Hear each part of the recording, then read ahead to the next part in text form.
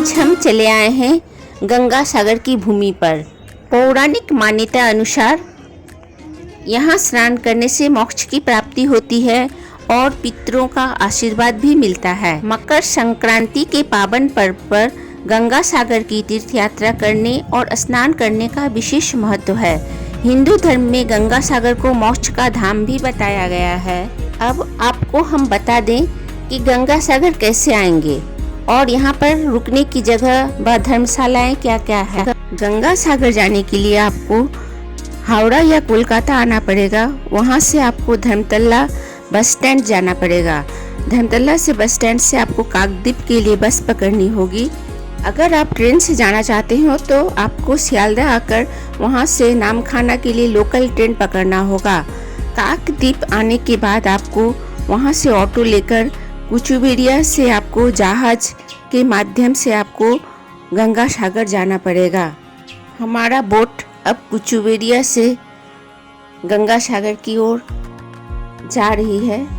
गंगा सागर बहुत करीब है। माँ गंगा हिमालय के हिम नदी से आरंभ होकर गंगा नदी पर्वतों के नीचे से उतरती हुई हरिद्वार के मैदानी स्थलों पर पहुंचती है और आगे बढ़ते हुए प्राचीन बनारस व प्रयाग में प्रवाहित होती हुई बंगाल की खाड़ी में मिल जाती है। बंगाल में हुगली नदी के मुहाने पर जहां गंगा सहस्रों जलधाराओं में फूट पड़ती है तथा समुद्र में बह जाती है, उसी स्थान को सागर द्वीप कहा जाता है।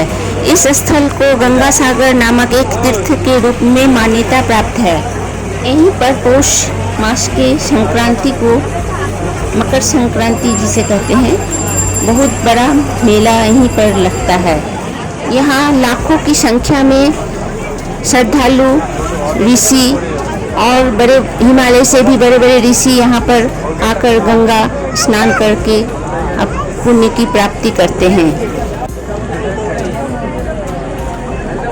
गंगा सागर आकर आपको प्राइवेट होटल में भी ठहर सकते हैं। अगर आप कम बजट में रहना चाहते हैं तो यहाँ पर बहुत धर्मशालाएं और आश्रम मिल जाएंगी। आप 300 से 400 रुपये में यहाँ रह सकते हैं। अब हम गंगा सागर आ चुके हैं। आपको हम दिखा रहे हैं कपिल देव मुनि का आश्रम। यहाँ पर भी आपको घर मिल जाएगी रहने के लिए। पौराणिक कहावत के अनुसार कपिल मुनि के श्राप के कारण ही राजा सगर के 60,000 पुत्रों की इसी स्थान पर तत्काल मृत्यु हो गई थी। उसके मोक्ष के लिए राजा सगर के वंश के राजा भगीरथ गंगा को पृथ्वी पर यहीं लाए थे और गंगा यहीं सागर में मिली थी। गंगा स्नान करने के बाद आप इस मंदिर का दर्शन कर सकते हैं।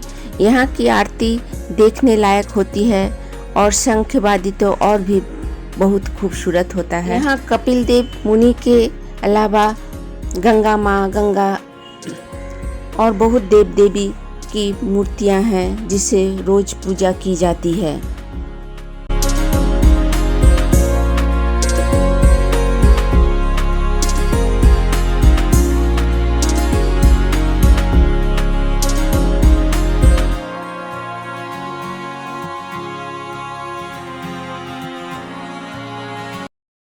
कपिल मुनि आश्रम के पास ही आपको टोटो व ऑटो मिल जाएंगे। आप वहां से बैठकर साइट सीन देख सकते हैं। हम लोग पहले चले आए हैं यह नाग सरोवर देखने के लिए। यह मंदिर भी बहुत खूबसूरत है। यहाँ नाग देवता की पूजा की जाती है। इसके अलावा यहाँ एक शिव मंदिर है। यहाँ शिव की पूजा की जाती है।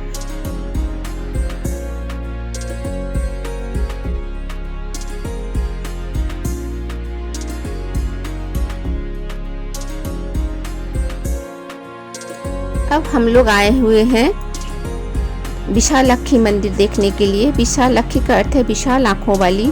यह मंदिर 300 साल पुराना कहा जाता है। विशालाक्षी के पास ही है बासंती माता का मंदिर। यह मंदिर भी बहुत साल पुराना माना जाता है।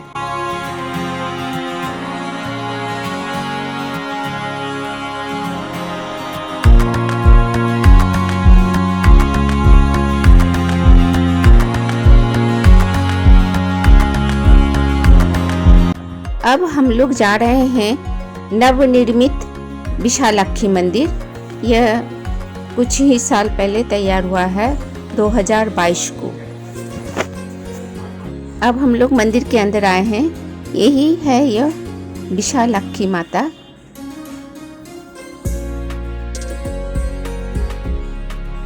विशालाक्षी मंदिर के बाद अब हम लोग आए हैं गोष्ठो माता मंदिर। यह भी मंदिर यहाँ भी बहुत सारे देव देवी की मूर्ति हैं।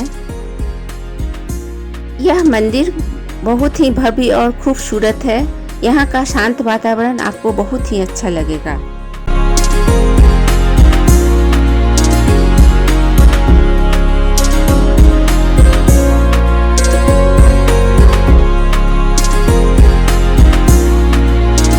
अब हम लोग यहाँ का इस्कॉन मंदिर देखने आए हैं।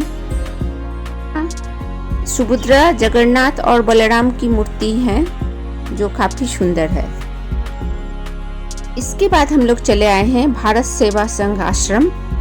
यह आश्रम कपिल देव मुनि के आश्रम के पास ही है। यहाँ पर भी बहुत सारे रूम हैं, आप चाहे तो यहाँ पर आके बुक कर सकते हैं। इसके अलावा यहाँ गुरुदेव परमानंद की मूर्ति है और उसके साथ बहुत देव देवी की भी मूर्ति है। इसके अलावा यहाँ पर गौशाला, चिकित्सालय भी है। यहाँ का अतिथिशाला बहुत ही सुंदर है। यहाँ पर ओंकारेश्वर आश्रम है। यहाँ पर भी अतिथिशाला है, ठहरने की व्यवस्था है। यह है शनि देवता का मंदिर। पहले के ज़माने में कहा जाता था कि सारे तीर्थ बार बार, गंगा सागर एक बार, पर अब इतनी सारी सुविधाएं हो गई है यहाँ आने के लिए, तो आप कह सकते हैं कि सारे तीर्थ के तरह गंगा सागर भी बार बार। यदि आपको यह मेरा वीडियो अच्छा लगा हो तो आप लाइक, शेयर और कमेंट्स अवश्य करें।